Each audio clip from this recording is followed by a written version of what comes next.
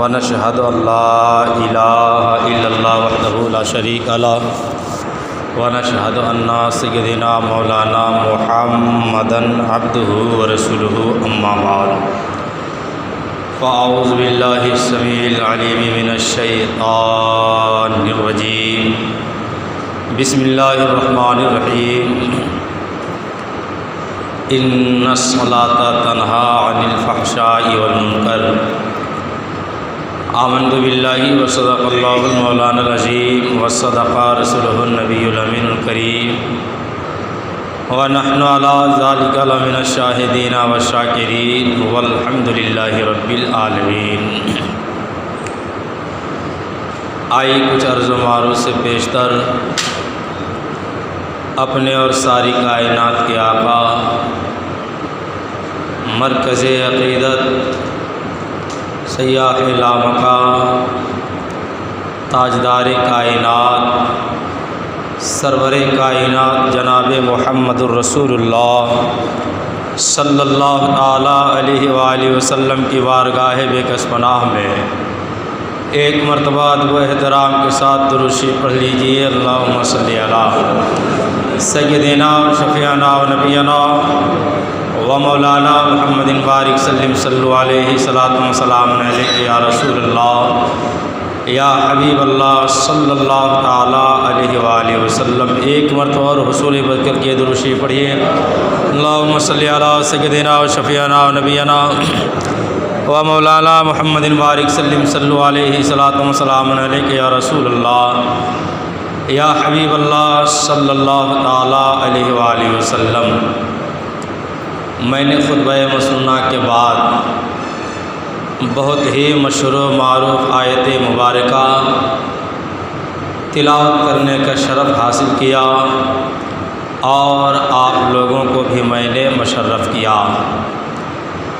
ہم سبوں کا پالنہار، ہم سبوں کا پروردگار رب کعبہ خالق ارض و سما مالک کل انبیاء خالق کل اولیاء ارشاد فرماتا ہے ان الصلاۃ تنہی عن الفحشاء والمنکر، بے شک نماز بے حیائی اور بری بات سے روک دیتی ہے۔ اللہ رب العزت نے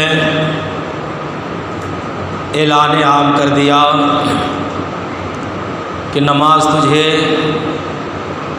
بے حیائیوں سے، برائیوں سے، غلط کاموں سے، ہر ممنوع چیزوں سے نماز روکتی ہے، کیونکہ جب نماز روک دیتی ہے تو اس سے پتہ چلتا ہے کہ نماز کے اندر بھی پاور ہے، نماز کے اندر بھی طاقت ہے، نماز کے اندر بھی قوت ہے، نماز کے اندر بھی روکنے کی صلاحیت ہے۔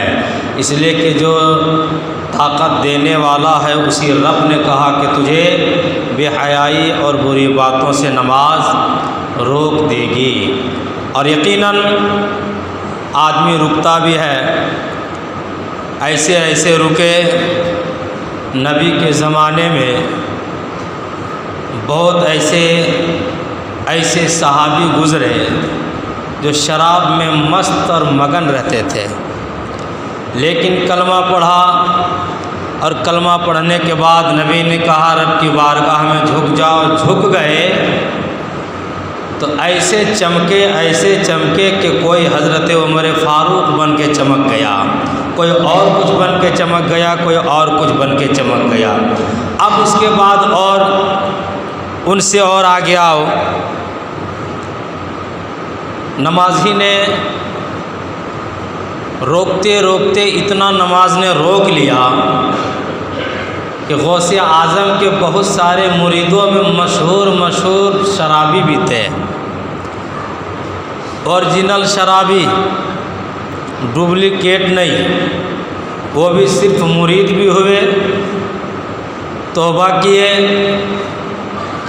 اور خدا کی بارگاہ میں جھکے اور رک گئے۔ اور آگے چلے آئیے، شہنشاہ ہندوستان، حافظ قرآن، خواجگاہ خواجگان، خواجہ ہندوستان، خواجہ اجمیری رحمۃ اللہ تعالیٰ علیہ کے بہت ایسے بے شمار مرید گزرے، بے شمار نہیں بلکہ آدھا سے زیادہ شرابی تھے، کیونکہ آئے تھے بہت کم تعداد میں، تھے تو سب اسی میں سے، تو آدھا سے زیادہ انہوں نے کلمہ پڑھا، اور کلمہ پڑھ کر کے بیعت کی، مرید ہوئے، کہا خدا کی بارگاہ میں اب جھک جاؤ۔ اب جھک گئے تو بہت وہ بھی ولی کامل بن کے چمکے۔ اور آگے آ جائے، آپ لوگوں کو پتہ ہوگا، دور مت جائیے، حضور سید سخاوت حسین رحمۃ اللہ علیہ کی بارگاہ میں جو میں نے سنا، لوگوں نے کیا کیا پیش کر دیا، لیکن میرا دل یہ کہتا ہے جب لوگوں نے پیش کیا ہوگا تو حضور سید سخاوت حسین رحمۃ اللہ علیہ سوچتے ہوں گے کہ بے وقوف، جن چیزوں سے میں تجھے روکنے کے لیے آیا ہوں وہی تم مجھے دے رہے ہو۔ اس سے پتہ چلا جو دے رہا تھا، جو لوگ دے رہے تھے، اس چیز کا وہ عادی ہو گئے ہوں گے، جو چیز ان کو پیش کر رہے تھے ان چیز کو پینے کے لیے وہ عادی ہو گئے ہوں گے، تب تو دیا جا رہا تھا۔ لیکن جب حضور سید سخاوت حسین رحمۃ اللہ علیہ کا کوئی بھی دیوانہ بنا ہوگا، جو بھی اس زمانے میں بنا ہوگا، تو مجھے یقین ہے وہ توبہ بھی کیا ہوگا اور خدا کی بارگاہ میں جھکا بھی ہوگا، اور جھکا ہوگا تو یقین آج تک وہ پیتا نہیں ہوگا، اور اگر پیتا ہوگا تو کوئی نہیں دیکھتا ہوگا سوائے میرا رب دیکھتا ہوگا، اور جب پیتا ہوگا سب سے چھپا کر کے، تو پیے گا تو چھپے گا نہیں، بلکہ جہاں پیا وہ چھپ گیا، جہاں پیا وہ چھپ گیا۔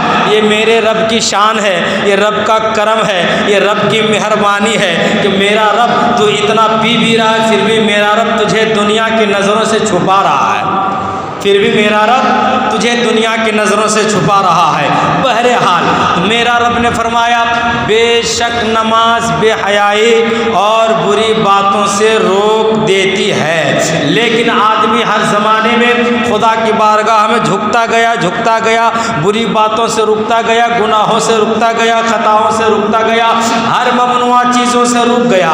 لیکن اب زمانہ ایسا نظر آ رہا ہے کہ آدمی جھک بھی رہا ہے اور رک بھی نہیں رہا ہے، سجدہ بھی کر رہا ہے اور رک بھی نہیں رہا ہے، نماز بھی پڑھ رہا ہے، رک بھی نہیں رہا ہے، روزہ بھی رکھ رہا ہے، رک بھی نہیں رہا ہے، نمازیں بھی پڑھ رہا ہے، سود بھی کھا رہا ہے، نمازیں بھی پڑھ رہا ہے، جھوٹ بھی بول رہا ہے، نمازیں بھی پڑھ رہا ہے، غیبت بھی کر رہا ہے، نمازیں بھی پڑھ رہا ہے، ادھر کی ٹوپی ادھر کر رہا ہے، نمازیں بھی پڑھ رہا ہے، اس کے سر کی ٹوپی اس کے سر اور اس کے سر کی ٹوپی اس کے سر بھی کر رہا ہے۔ میرا کہنے کا مطلب ہے کیا نماز میں طاقت نہیں رہ گئی ہے؟ کیا نماز میں صلاحیت نہیں رہ گئی ہے؟ کیا نماز میں قوت نہیں رہ گئی ہے؟ کیا نماز میں اب وہ طاقت نہیں ہے؟ پہلے کیا نماز روک رہی تھی، اب لوگوں کو نہیں روک رہی ہے؟ حیرت والا ہے، حیرت یہ ہے کہ لوگوں نے بھی نماز پڑھی ہے، آج کے زمانے میں بھی لوگ نماز پڑھ رہے ہیں، لوگ پہلے رکتے گئے، آج لوگ نہیں رک پا رہے ہیں۔ وجہ کیا ہے؟ نماز بھی ہے پھر بھی رکا نہیں، روزہ بھی ہے پھر بھی رکا نہیں ہے۔ اب ذرا میری باتوں کو توجہ کے ساتھ سننا ہے، میں کہنا کیا چاہتا ہوں آپ کو پتہ ہوگا، خدائے پاک ہے، نبی پاک ہے، قرآن پاک ہے، بزرگان دین پاک ہے، نماز بھی پاک ہے، حج بھی پاک ہے، ہر چیز پاک ہے، شراب ناپاک ہے، جوا ناپاک ہے۔ تو اب ذرا اندازہ کرو، میرے پروردگار نے ناپاک اور پاک کا تعلق کبھی بھی ملایا نہیں ہے۔ میرے پروردگار نے نیک چیز کو اور گناہ کے چیز کو میرے پروردگار نے ملایا نہیں ہے، غلط اور صحیح کو میرے پروردگار نے ملایا نہیں ہے۔ یعنی میرے رب نے کہا ہے جہاں پاک رہے گا وہاں ناپاک نہیں رہے گا، جہاں ناپاک رہے گا وہاں پاک نہیں رہے گا۔ اس لیے قرآن کو لے لو، قرآن پاک ہے، اس حافظ کے سینے میں قرآن پاک رہتا ہے، جو سینہ ہمیشہ پاک رہا کرتا ہے، اس زبان میں حدیث پاک رہا کرتی ہے، جو زبانیں ہمیشہ پاک رہا کرتی ہے، یعنی زبانیں جھوٹ سے پرہیز کرتی ہے، زبانیں برائیوں سے پرہیز کرتی ہے، اس انسان کا چہرہ بھی انوکھا نظر آئے گا، اس انسان کا چلنے کا انداز بھی الگ نظر آئے گا۔ مطلب کہنے کا یہ ہے، یعنی جہاں پاک رہے گا وہاں ناپاک نہیں رہے گا، اور جہاں ناپاک رہے گا وہاں پاک چیزوں کا کوئی تعلق نہیں ہے۔ تو میرے نبی نے، میرے اللہ رب العزت نے نیکیوں کا مرتبہ بہت بلند و بالا کیا ہے، میرے اللہ رب العزت نے بھلائی کا مرتبہ بہت بلند و بالا کیا ہے، میرے رب العزت نے اچھائی کا مرتبہ بہت بلند و بالا کیا ہے۔ اور جب اچھائی سے برائی کا ملاپ نہیں ہے، گناہوں سے نیکیوں کا ملاپ نہیں ہے، اور نماز اگر نمازی پڑھے گا، جب نماز پڑھنا نیک کام ہے، چوری کرنا برا کام ہے، نماز پڑھنا نیک کام ہے، چوری کرنا پاپ کا کام ہے، نماز پڑھنا نیک کام ہے، زنا کرنا گناہ کا کام ہے، تو اب بتاؤ تجھے نماز کیسے روکے گی؟ اب ذرا جب نماز کو اللہ نے الگ کیا ہے، برائیوں سے نماز الگ کر دیا ہے، خطاؤں سے نماز الگ کر دیا ہے، اب اگر تو روکنا چاہتا ہے تو تجھے نماز نہیں روک سکتی ہے۔ اگر تو زنا سے روکنا چاہتا ہے اب تو نہیں روک سکتا ہے، اب اگر تو گناہوں سے روکنا چاہتا ہے تو نماز نہیں روک سکتا ہے، نماز سے نہیں رک سکتی ہے۔ کیوں نہیں رک سکتا ہے؟ نماز میں طاقت ہے، نماز میں قوت ہے، لیکن اب تیرے اندر وہ بات نہیں رہ گئی ہے۔ کیا بات نہیں رہ گئی ہے؟ تو خدا کے لیے نمازیں نہیں پڑھ رہا ہے، بلکہ تو دکھاوے کے لیے نمازیں پڑھ رہا ہے۔ تو رب کے لیے تو نمازیں نہیں پڑھ رہا ہے، بلکہ تو منافقوں کی عادت جیسی نمازیں پڑھ رہا ہے۔ جب اکیلا میں رہو گے تو نماز نہیں پڑھو گے، جب دو آدمی نظر آئے گا تو نمازوں میں سجدے پہ سجدہ کرنے لگو گے۔ یہ وصف منافقوں کا ہے۔ میرے نبی نے فرمایا، اے میرے غلاموں سنو، نماز کل بھی طاقت دیتی تھی، آج بھی طاقت ہے، صبح قیامت تک نماز طاقت دے گی۔ وہ نماز تیرے لیے فائدہ ہوگی، وہ نماز تجھے برائیوں سے روک لے گی، وہ نماز تجھے گناہوں سے روک لے گی، وہ نماز تجھے ہر ممنوع چیزوں سے روک لے گی۔ جس روز تم رب کی رضا کے لیے، رب کی خوشنودی کے لیے، رب کی بندگی کے لیے خوف خدا اور عشق مصطفیٰ اگر بسا کے تو رب کی بارگاہ میں جھک گیا، اور اگر تیرا گناہ سینے میں سمندر کے چھال کی برابر ہو، میرا رب کہتا ہے تو جھک جاؤ، توبہ کرو، تیرے رب کا کرم بہت بالا ہے، تیرا رب تجھے معاف فرما دے گا۔ لیکن بندہ رکتا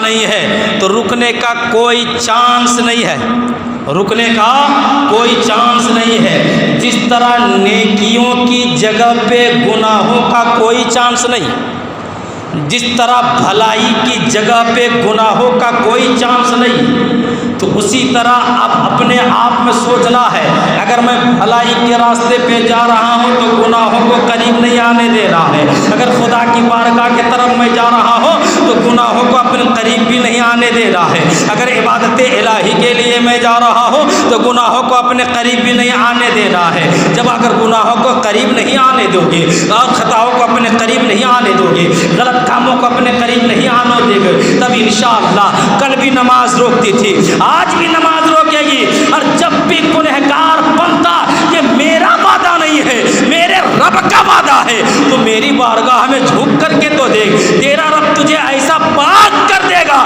کہ جیسے آج ہی ماں کے پیٹ سے تو پیدا ہوا ہے۔ لیکن اس کا برخلاف نظر آتا ہے، اس کا برعکس نظر آتا ہے۔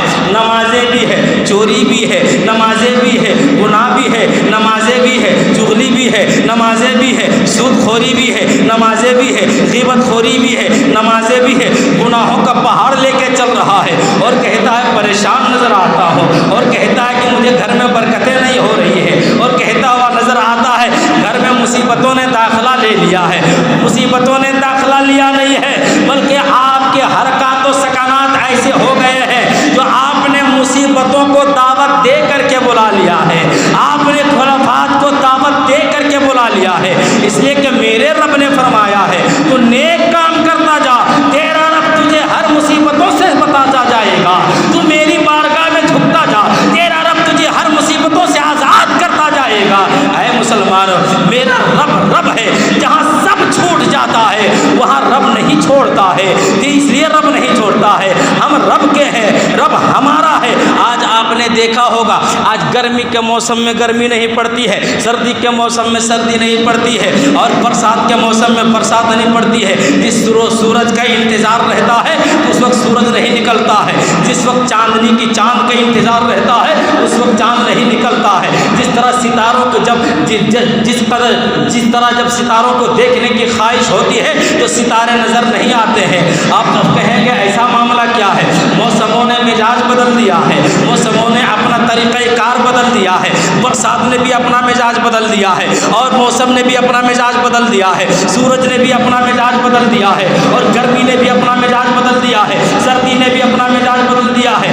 آپ کے ذہن میں ایک سوال کھل جان لیتا ہوگا اور ذہن آپ کا آتا ہوگا کہ امام صاحب کیا بول رہے ہیں؟ موسم کیسے مزاج بدل دیا ہے، برسات نے کیسے مزاج بدل دیا ہے، گرمی نے کیسے مزاج بدل دیا ہے؟ ہاں بدل دیا ہے۔ جب ہم نے اپنا مزاج بدل دیا ہے تو موسم نے بھی مزاج بدل دیا ہے، ہم لوگوں نے اپنا مزاج بدل دیا ہے تو برسات نے بھی مزاج بدل دیا ہے، ہم لوگوں نے اپنا مزاج بدل دیا ہے تو گرمی نے مزاج بدل دیا ہے۔ کیوں؟ اس لیے کہ ہمارے لیے موسم بنایا گیا تھا، ہم موسم کے لیے نہیں بنائے گئے ہیں۔ برسات ہمارے لیے رب نے بنایا ہے، ہم برسات کے لیے نہیں بنائے گئے ہیں۔ سردی ہمارے لیے میرے رب نے بنایا ہے، ہم سردی کے لیے نہیں بنائے گئے ہیں۔ سورج ہمارے لیے رب نے بنایا ہے، ہم سورج کے لیے نہیں بنائے گئے ہیں۔ چاند ہمارے لیے رب نے بنایا ہے، ہم چاند کے لیے نہیں بنائے گئے ہیں۔ تارے ہمارے لیے رب نے بنائے ہیں، ہم تارے کے لیے نہیں بنائے گئے ہیں۔ گرمی اور موسم نے مزاج اس لیے بدل دیا گیا کہ موسم بھی سوچ رہا ہے، گرمی بھی سوچ رہی ہے، سردی بھی سوچ رہی ہے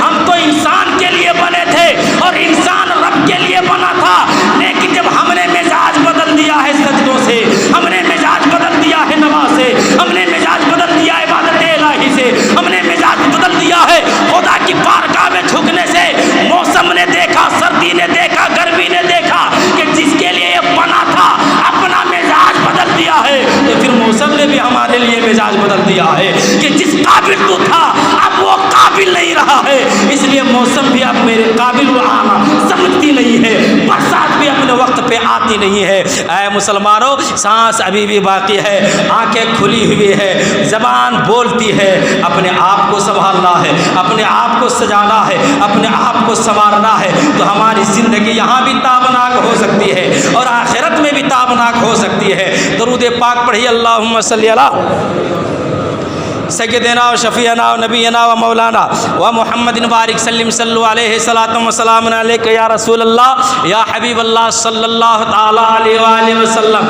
ہر آدمی خطا کا پتلا ہے، ہر آدمی خطا کا پتلا ہے، نہ چاہتے ہوئے بھی گناہ ہو جاتا ہے۔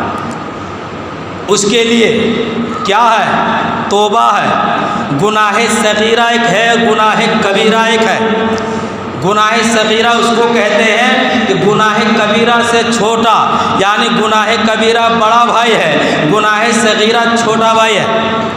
تو گناہ صغیرہ کے لیے توبہ کی ضرورت نہیں ہے، نیک کاموں کی ضرورت ہے۔ جیسے میں بارہا کہا کرتا ہوں، جب بندہ نماز پڑھتا ہے، ظہر کی نماز پڑھا تو عصر کے درمیان جو بھی گناہ ہوا، عصر آتے آتے اس کے بدن سے گناہ نماز ختم کر دیتی ہے، اس لیے کہ گناہ صغیرہ نیک کاموں سے معاف کر دیتا ہے میرا رب۔ لیکن جب کبیرہ گناہ ہو جاتا ہے، بڑا گناہ ہو جاتا ہے، تو اپنے معاف نہیں ہوتا ہے، بلکہ اس کے لیے توبہ ضروری ہے۔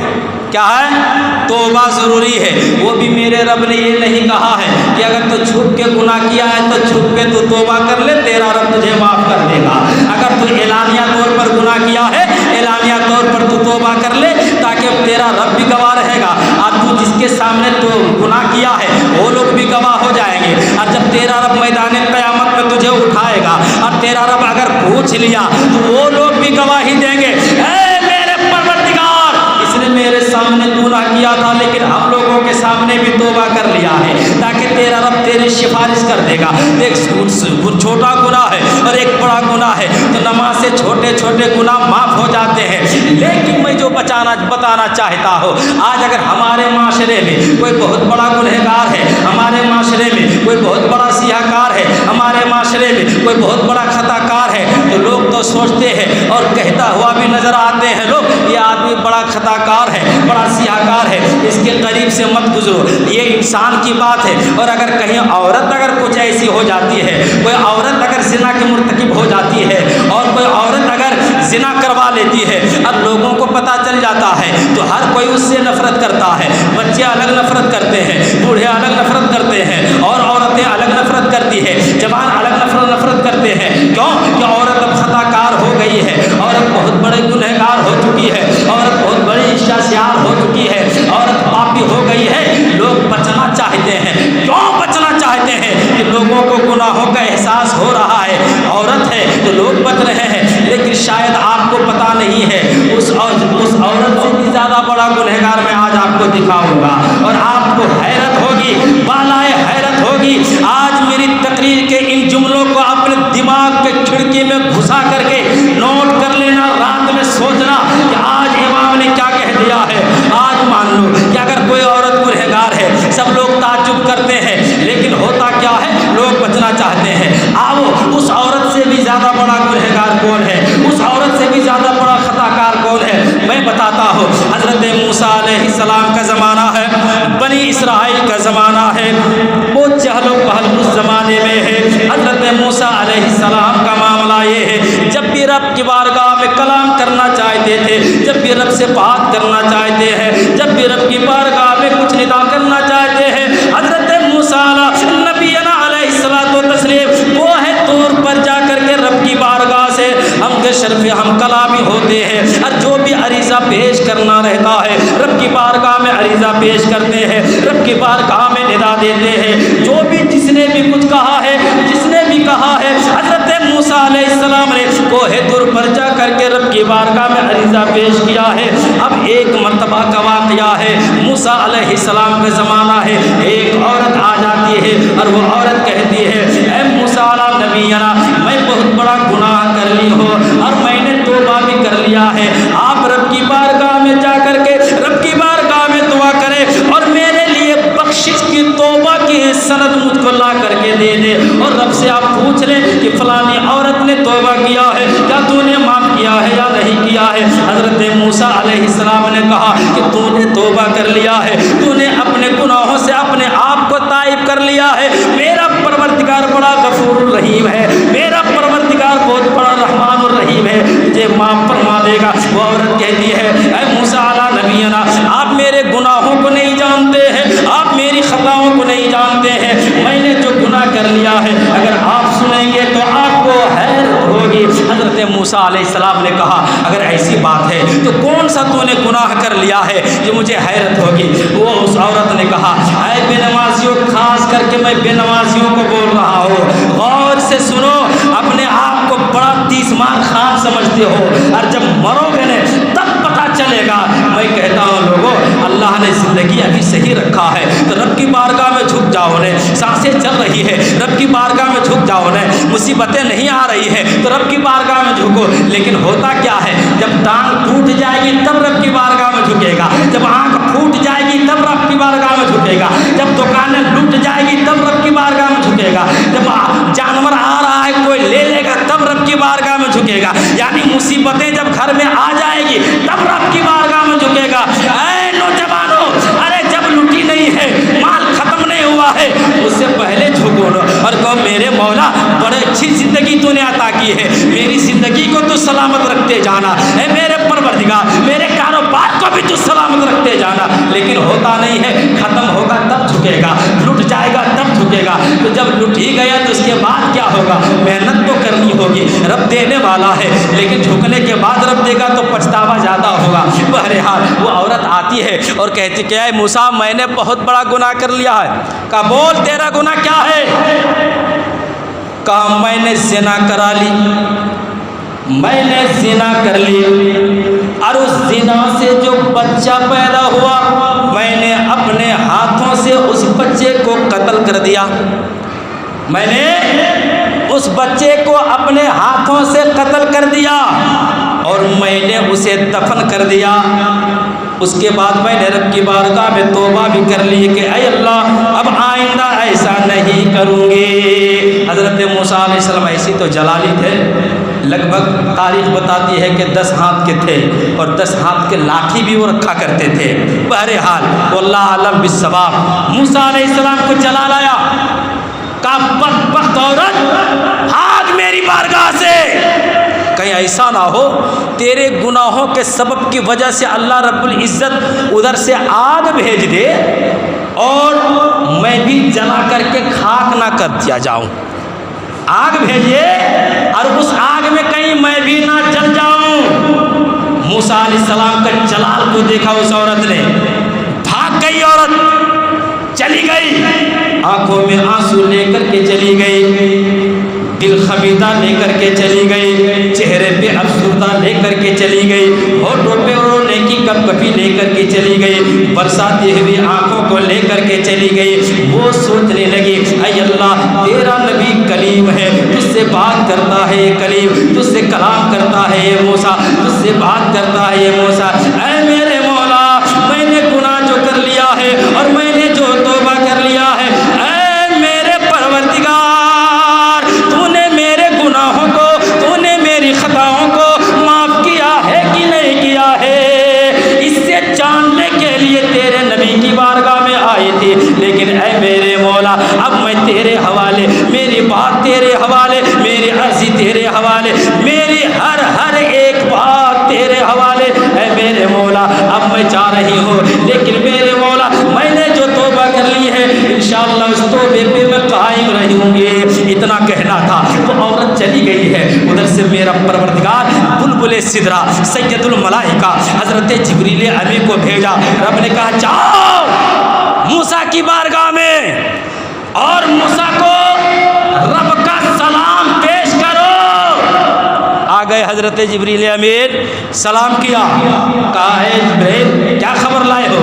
کہا میں خبر لے کر کے آیا ہوں، کہیں ایسا نہ ہو آپ کانپنے لگے، کہیں ایسا نہ ہو آپ کانپنے لگے۔ کہا کیا خبر ہے بولو؟ کہا اے موسیٰ رب نے پیغام دے کر کے بھیجا ہے اور آپ کو سنانے کے لیے بھیج دیا ہے، ایک گنہگار تھی عورت رب نے جانا ہے، خطا کار تھی عورت رب نے مانا ہے، اور سیاست تھی رب نے جانا ہے، رب کے علم میں ہے، رب علیم و خبیر ہے، رب سمیع و بصیر ہے، لیکن اے موسیٰ کیا تجھے پتہ نہیں ہے میرا بندہ اگر گنہگار ہو تو اگر توبہ کرتا ہے تو رب اسے معاف کر دیتا ہے، میرا بندہ خطا کار ہے توبہ کرتا ہے تو تیرا رب اسے معاف کر دیتا ہے۔ اے موسیٰ وہ عورت نے زنا کر لیا، اس زنا سے جو بچے پیدا ہوئے اس نے اپنے ہاتھوں سے قتل کر دیا، گناہ کبیرہ کیا، لیکن وہ تو توبہ کر کے تیری بارگاہ میں آئے تھے، تو نے ہٹا کیوں دیا ہے؟ کیا تو نے اس سے بڑا گنہگار نہیں دیکھا ہے؟ کیا تو نے اس سے بڑا پاپی نہیں دیکھا ہے؟ کیا تو نے اس سے بڑا اشتہار نہیں دیکھا ہے؟ کیا تو نے اس سے بڑا خطا کار نہیں دیکھا ہے؟ حضرت موسیٰ علیہ السلام سوچنے لگے اور دل ہی دل میں عرض کرنے لگے اے میرے پروردگار کہاں وہ عورت اور کہاں کوئی بندہ، کہاں وہ گنہگار عورت، اس سے بڑا گنہگار کون بندہ ہو سکتا ہے؟ اس عورت سے بڑا خطا کار کون بندہ ہو سکتا ہے؟ وہ عورت کتنی بڑی گنہگار ہے، کتنا خطرناک گنہگار ہے، اے میرے مولا تیرے بندوں میں اس سے بڑا گنہگار کون ہو سکتا ہے؟ حضرت موسیٰ علیہ السلام تعجب کر رہے تھے اور بول پڑے اے جبرائیل کیا اس عورت سے بھی کوئی بڑا گنہگار ہے؟ کہاں ہے؟ میں نے تو دیکھا نہیں ہے۔ پھر حضرت موسیٰ نے کہا اے جبرائیل اس سے بڑا کوئی خطا کار ہے؟ کہاں ہے؟ میں نے دیکھا نہیں ہے۔ حضرت جبریل نے کہا اے موسیٰ اس عورت سے بھی بڑا گنہگار وہ شخص ہے، اس عورت سے بھی بڑا خطا کار وہ شخص ہے جو رب کا کھاتا ہے، رب کی بنائی کی زمین پہ چلتا ہے اور رب کو سجدہ نہیں کرتا ہے۔ اس زانی عورت سے بھی بڑا گنہگار ہے جس نے اپنے بچے کو زنا سے جنم دیا، قتل کر دیا، اس سے بھی بڑا گنہگار بے نمازی کو میرے رب نے بتایا ہے۔ اے بے نمازیوں کیا تیری حیثیت یہی رہ گئی ہے کہ تو زانی سے بھی زیادہ گر جاؤ؟ تیری حیثیت یہی رہ گئی ہے کہ زنا کرنے والی عورت سے بھی تو زیادہ گنہگار ہو جاؤ؟ کیا تیری اوقات یہی اب رہ گئی ہے کہ زنا کرنے والی عورت سے بھی زیادہ تو گر جاؤ؟ تو اس میٹر میں تجھ سے اچھا تو عورت نظر آ رہی ہے، اس میٹر میں تجھ سے بڑھیا تو عورت نظر آ رہی ہے، کیونکہ اس سے بڑے اس عورت سے بڑا گنہگار تجھے رب نے تجھے بنا دیا ہے۔ اے مسلمانوں اپنے آپ کو کچھ تو سمجھو کہ تم بنائے گئے ہو کیوں اور کر کیوں رہے ہو؟ دعا کرو میرے مولا جتنی تجھے زندگی دی ہے اے میرے پروردگار اب میری زندگی کو سجا دے، اب میری زندگی کو سنوار دے، اب میری زندگی کو نکھار دے۔ اے میرے مولا جتنا میں نے گناہ کر لیا ہے اے اللہ میں توبہ کرتا ہوں، آج سے میں کوئی گناہ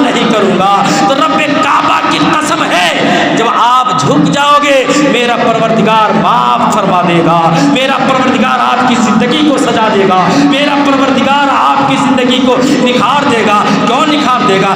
رب نے ہمارے لیے زمین کو سجا دیا ہے، رب نے ہمارے لیے آسمان کو سجا دیا ہے، رب نے ہمارے لیے تارے کو سجا دیا ہے، رب نے ہمارے لیے چاند کو بنا دیا ہے، رب نے ہمارے لیے سب کچھ بنایا ہے۔ اور جب ہمیں پریشانی نظر آئی تو رب نے ہمارے لیے موسم کو بنا دیا ہے، جب ہمیں زیادہ گرمی لگنے لگی تو رب نے ہمارے لیے سردی کو بنا دیا ہے، اور جب زیادہ سردی لگنے لگی تو رب نے ہمارے لیے گرمی کو بنا دیا ہے۔ کس چیز کو رب نے میرے لیے نہیں بنایا ہے؟